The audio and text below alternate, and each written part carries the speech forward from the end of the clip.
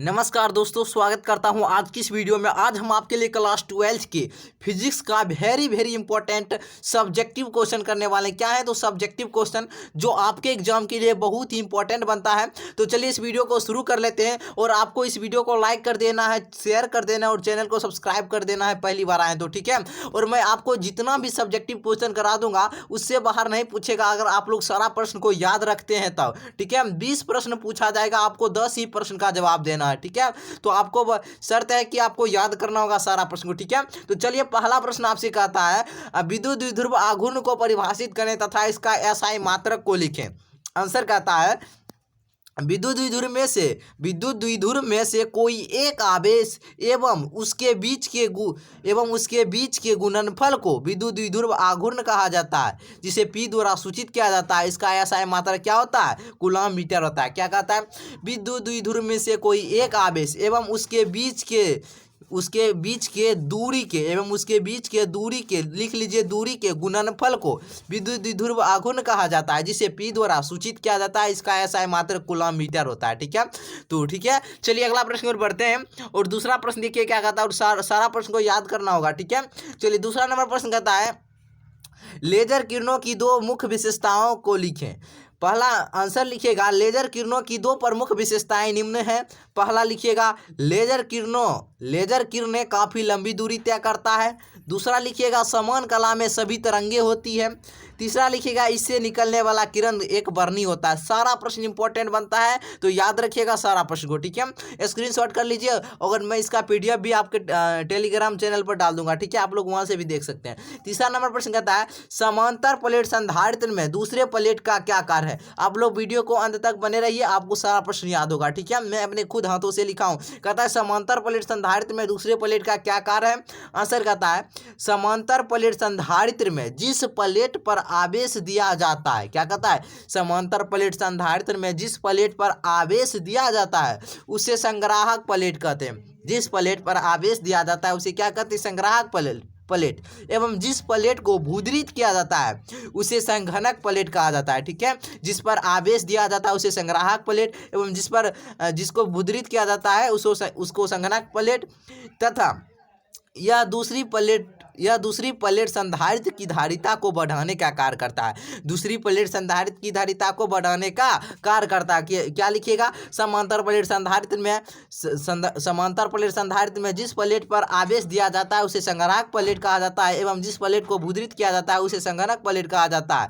यह दूसरी प्लेट संधारित्र की धारिता को बढ़ाने का कार्य करता है। यानी दूसरी प्लेट संधारित्र की धारिता को बढ़ाने का क्या करता है? कार्य करता है। चलिए 4 नंबर प्रश्न देखिए क्या कह रहा है। कहता है, शंट के दो उपयोग लिखे।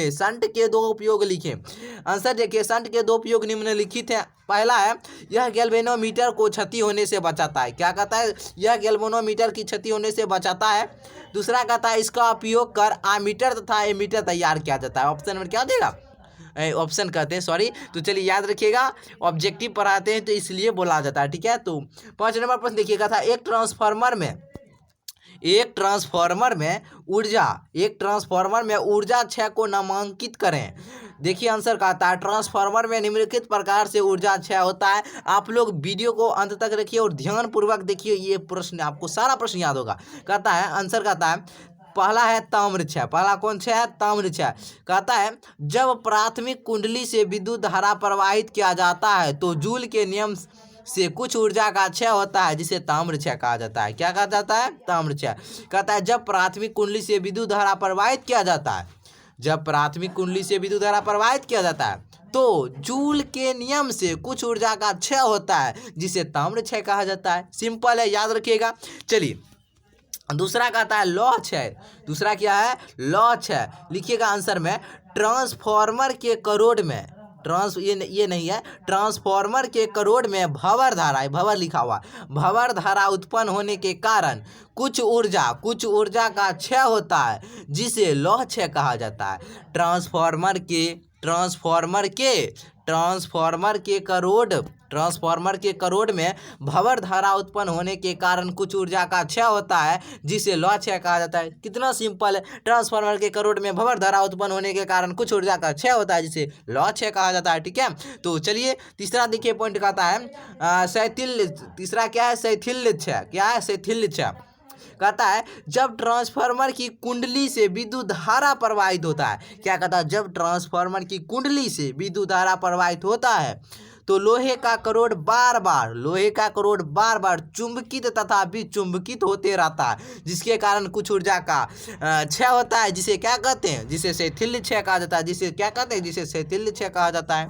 ठीक है, चलिए और चौथा है, देखिए क्या कहता है, भिन्नाहट क्षय। यानी यहाँ लिखिए भिन्नाहट ध्वनि क्षय। क्या हो जाएगा, भिन्नाहट ध्वनि क्षय। भिन्नाहट ध्वनि क्षय। देखिए क्या कहता है, जब कुंडली से विद्युत धारा प्रवाहित होता है तो लोहे का करोड़ कंपन करने लगती है। इसके कारण भी कुछ ऊर्जा का क्षय होता है जिसे भिन्नाहट ध्वनि क्षय कहा जाता है। सिंपल है, आप लोग अगर एक बार ध्यान पूर्वक देख लीजिएगा ना तो सारा प्रश्न याद होएगा। और जितना भी प्रश्न बता दूंगा ना उससे बाहर नहीं आपके एग्जाम में पूछा जाएगा। 10 प्रश्न बन जाएगा 20 में से। ठीक है, छठा प्रश्न कहता है एन टाइप एवं पी टाइप अर्धचालक में अंतर स्पष्ट करें। जो मोस्ट इंपॉर्टेंट बना है क्वेश्चन, सारा प्रश्न लिया हूँ। ठीक है, तो एन टाइप एवं पी टाइप अर्धचालक में अंतर देखिए। कहता है आंसर देखिए, कहता है एन टाइप और एवं पी टाइप अर्धचालक में अंतर निम्नलिखित है। पहला है एन टाइप। देखिए एन टाइप और पी टाइप अर्धचालक को दो खंड में कर लीजिएगा। पहला है यह शुद्ध अर्धचालक में 5 संयोजकता वाले परमाणुओं की शुद्धि अशुद्धि मिलाने से बनता है। क्या कहता है, यह शुद्ध अर्धचालक में 5 संयोजकता वाले परमाणुओं की अशुद्धि मिलाने से बनता है। जैसे क्या कहता है PsBAs फॉस्फोरस एंटीमनी आर्सेनियम। नहीं, ऑप्शन नंबर क्या, जैसे में याद रख लीजिएगा, और फॉस्फोरस एंटीमनी और आर्सेनियम। और इधर है पी टाइप में, कहता है पी टाइप में यह शुद्ध अर्धचालक में 3 संयोजकता वाले परमाणुओं की अशुद्धि मिलाने से बनता है जैसे एल्युमिनियम और बोरॉन Al और B। ठीक है, चलिए अगला प्रश्न की ओर बढ़ते हैं। देखिए अगला प्रश्न नहीं है, इसका ही दूसरा पॉइंट है, इसमें बहुसंख्यक आवेश वाहक इलेक्ट्रॉन होते हैं। इसमें बहुसंख्यक आवेशवाहक इलेक्ट्रॉन होते हैं। इसमें बहुसंख्यक आवेशवाहक होल होते हैं, ऑब्जेक्टिव में भी पूछा जाता है। तीसरा कहता है इसमें अल्पसंख्यक आवेशवाहक होल होते हैं, अल्पसंख्यक। इसमें अल्पसंख्यक आवेशवाहक इलेक्ट्रॉन होते हैं। वेरी सिंपल, याद रखिएगा। और चलिए अगला प्रश्न देखिए, कहता है 7 नंबर प्रश्न।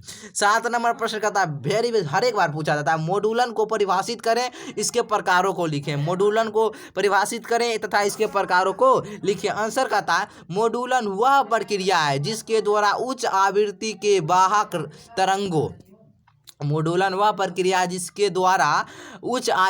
वाहक तरंगों के अभिलक्षण या गुण को निम्न आवृत्ति की श्रव्य तरंगों को तात्क्षणिक मान के अनुरूप बदला जाता है।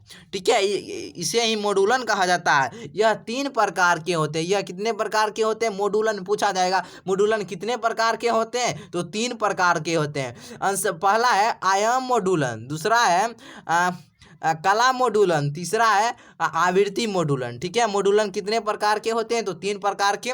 वीडियो पसंद आया तो प्लीज़ लाइक कर दीजिएगा। ठीक है, और मैं 7 तक बना चुका हूँ और अगले वीडियो में 7 से बाहर सब्जेक्टिव क्वेश्चन डालूंगा। तो सारा प्रश्न को याद रखिएगा, सारा प्रश्न को। ठीक है, आपको सिर्फ याद करना है। ठीक है, चलिए आज की इस वीडियो को वहीं पर एंड करते हैं, फिर मिलते हैं अगली वीडियो।